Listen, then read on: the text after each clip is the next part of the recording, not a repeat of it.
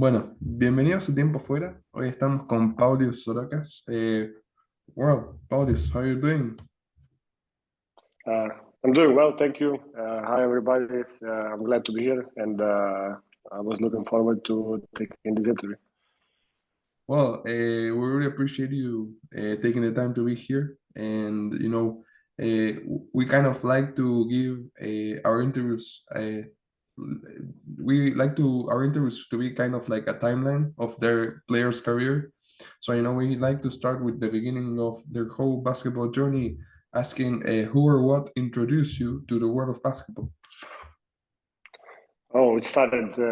You know how some guys are not undecided which way to go. For me, it was clear immediately because my family is in sports. My father used to play basketball as a professional. My mother used to play volleyball as a professional. So I have an older sister who is a volleyball player, and I was left with going to basketball because I was going to watch my dad's games. And I think I started to play with ball earlier than I started to walk. So I was playing my whole when I was a kid. I was playing the whole time. I started practicing normally when I was 7, and maybe when I was around 15, I started thinking about it that it could be like a professional way, like a career way for me. So I think my first professional steps when I was like 16, and I signed my first contract, like 5 years contract with the Žalgiris team from Corona. Yeah, and you played there, for I think 3 years, and you had like a year that you also played in Lithuania in another team. But that is Salgaris. I don't know if I'm saying it right. Sorry, but it's Žalgiris, yeah, Salgris. It's yeah. well, it's one of the top teams in Lithuania. They are playing great competitions and a great level. They have a great team right now. But how did you live that experience?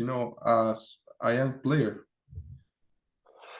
It was, I mean, to be honest, I was never the most talented player. I was never like the biggest or the strongest. I was just, I'd say, above average, but I just really liked the game. So I just really love playing it.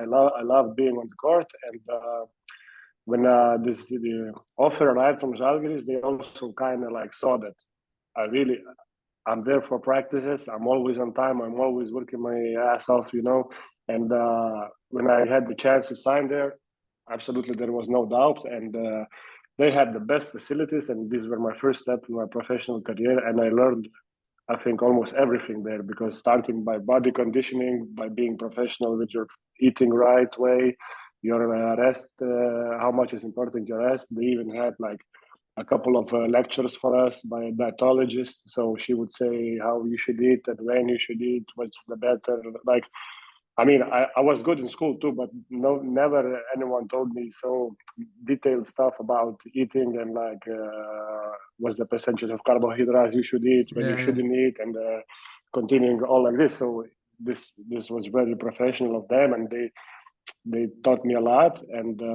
then all the guys that I play with were almost the same age, so definitely it was also fun because you spend a lot of times with your friends. And we had this, I don't know, amazing facilities. You can go to gym all the time. You have coaches who help you. They show video. They work one-on-one with you. It was just, I'd say, a great start for anyone's career.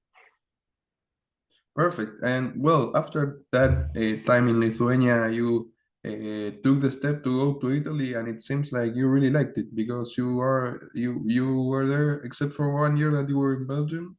Yeah, I think. Let me check. 1, 2, 3, 4, 5, 6, 7, 8 years you're in Italy.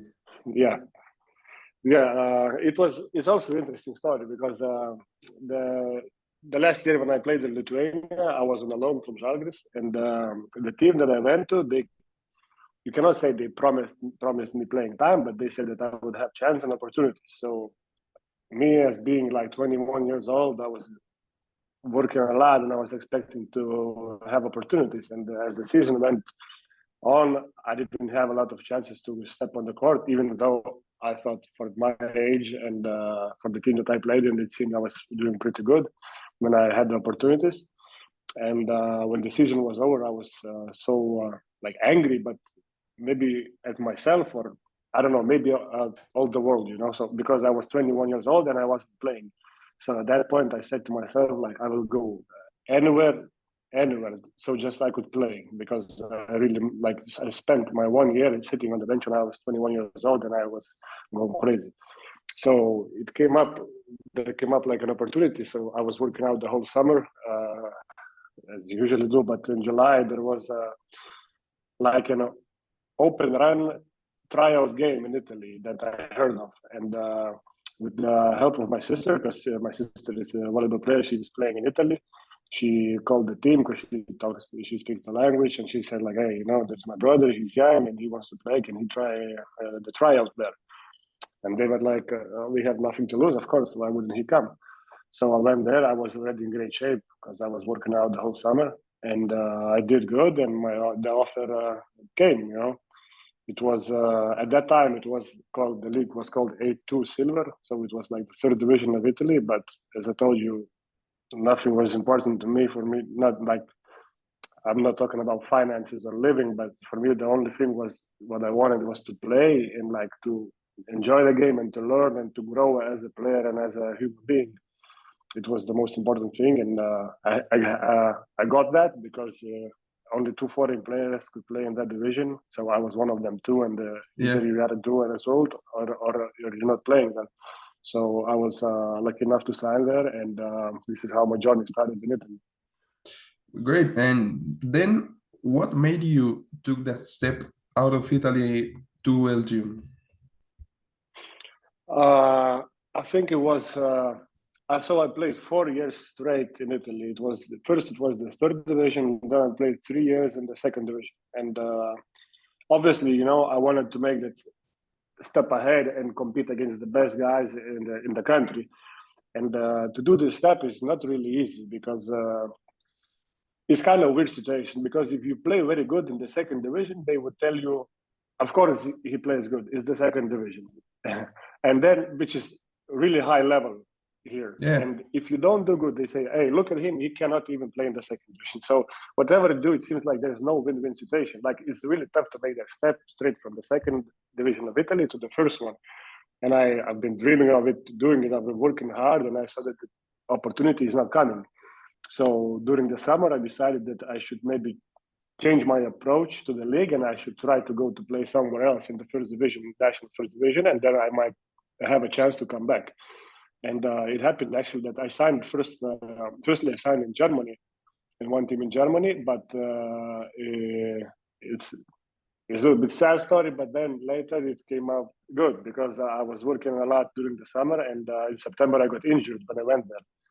So when I got injured, it was like a big ankle sprain. I didn't need surgery, but I had to skip like 3 months. So in the beginning of the season, it's a lot, especially after working out the whole summer. You've been building this, you know. So I came back to Lithuania. I did my rehab, and I had an opportunity to sign to Belgium. At that time, you know, it was like I had to find a team who would trust me, because I never proved enough in the first division, but they knew I was good in the second, but I was just injured. So it was like a little bad for the team. So I had to find some situation. And the Charleroi actually gave me a great opportunity, Spiro team of Belgium. And they were very professional. You can see that the organization was some years earlier, they were even like a Euro Cup contender, you know, EuroLeague team. So I found their good people. I found their coaches that I learned a lot from, and I think it kind of helped me to do that step, to show that, okay, now, so he can play also in the first division. He can play good. So what's the next step for him? So the teams now can have a little confidence that I'm like the top leagues player, and I just had to wait for another opportunity later to come up. Yeah, and then you had the opportunity to play in Sardinia Sassari in the first division, and then you stayed. You went back in the second, but then you went up again, and now you're in the first division again. Yeah, with Sassari, it was also like it was like a long story. It seems that every year something different happens. So at that time, by the end of August, I was without a club. I was working out. I was in shape, and my agent calls me and he says, "Hey, listen, there is a player who's from Sassari leaving to Baskonia because he got bought out, and there another foreign player is coming only in the beginning on the middle of September. So for 3 weeks they need a player to practice and like to help them. Would you be interested?" And it was not a tryout; it was just like a workout to play with the team. And I said, 100%, like tomorrow I'm there because it's one of the best organizations in Italy. It's such a serious team. And I couldn't say no. So I went there and I found a lot of great people. I found the legendary coach Pateco, he was the head coach at that time.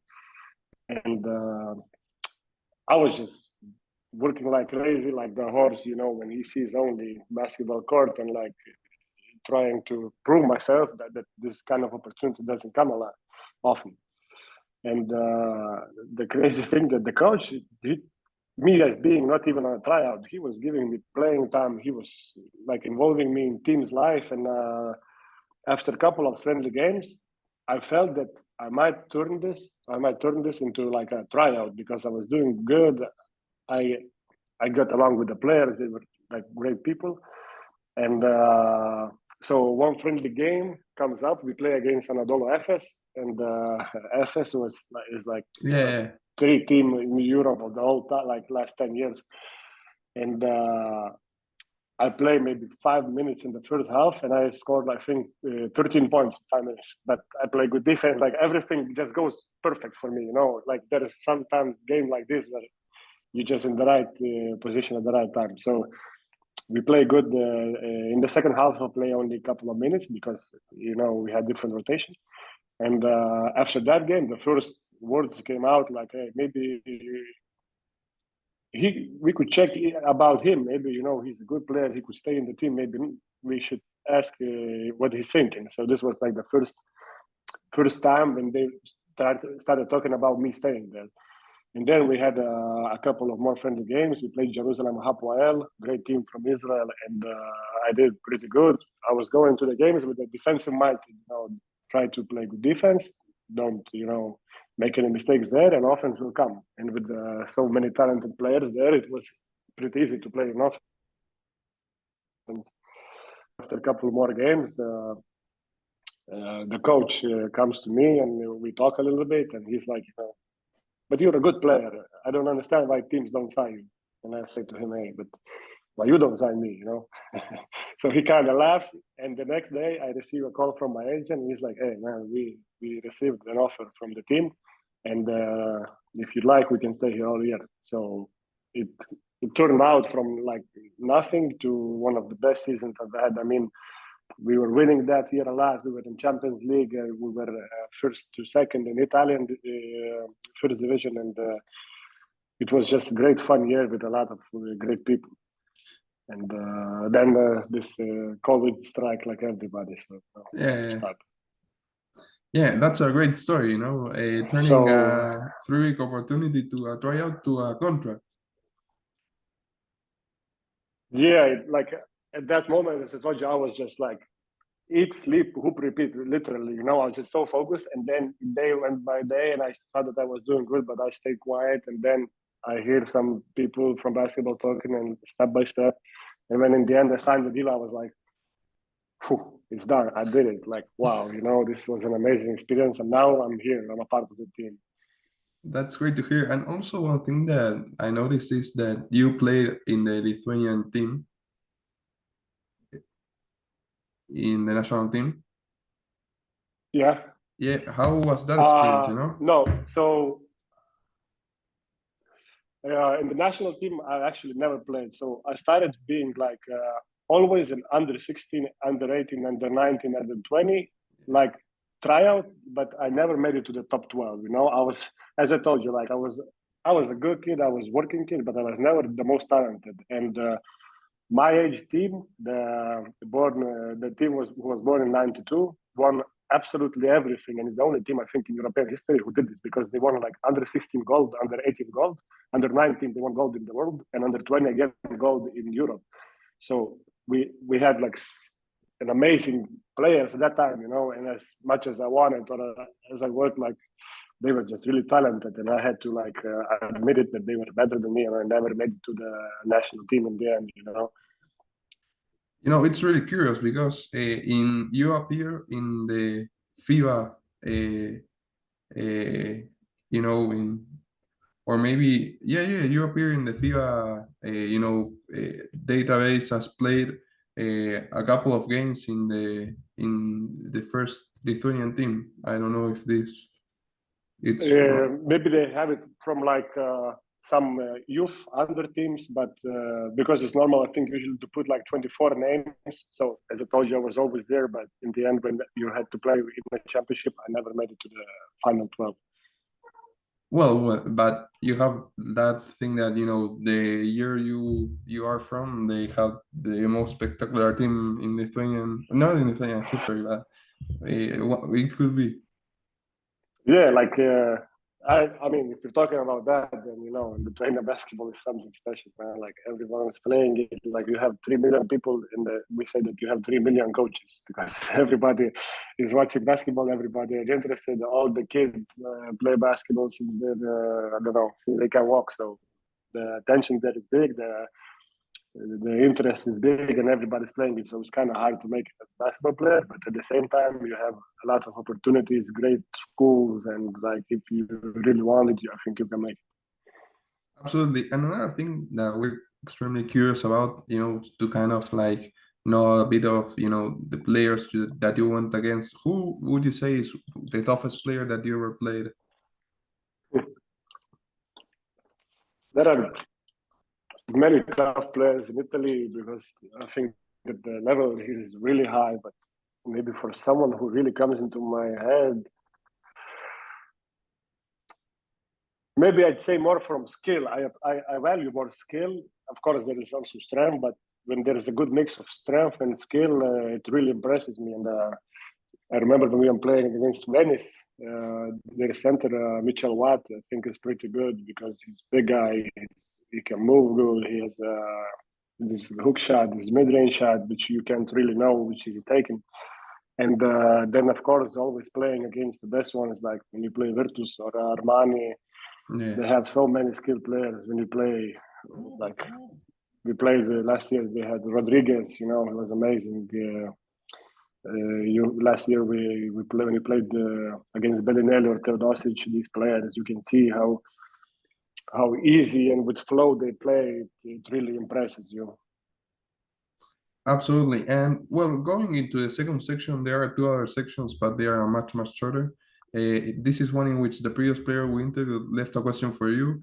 In this case, is Eric Rush, that played with the Swedish national team, and he is currently a free agent, but he chose to be a free agent because he's currently working on some businesses. So until the question he left to you is, what caused you to fall in love with the game?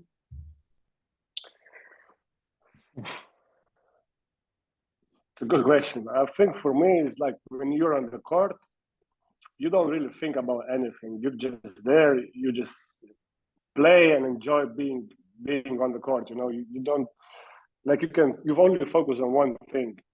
I don't know. I can only maybe compare it to when you're like, I imagine surfing. When you're there in the ocean and you're on the board and you just think about the next wave, and you're in the water, you think how to swim, how to catch it. And it's the same in basketball. There is no time like to think about anything else. You're in the moment, and you're just like having fun. And for me, even during summer, I have 2-3 days off, and then like maybe there's some guys who's playing. I can go to play 3-on-3 maybe, or like even to go outside to find some people who play, because you kind of leave everything behind you and you just play the game. You enjoy it. So I think this is the biggest reason. Absolutely. And do you have like a question you want to leave for our next guest? I'd say, who were you now if you were not a basketball player? maybe this type of fish. That's really really interesting. It'd be nice to hear that story. Okay. Perfect. And the last section is one that we call flash questions. It's kind of rapid fire, and it has nothing to do with basketball. So if whenever you're ready, Okay, go. Let's try. favorite movie, I'd say Shutter Island. favorite TV show, Game of Thrones and Peaky Blinders, but I say Game of Thrones. not including basketball. What sport do you watch or play the most? I watch women volleyball because of my sister, but I play by myself beach volleyball, and I'm pretty good at it. Teammate you spend the most time with.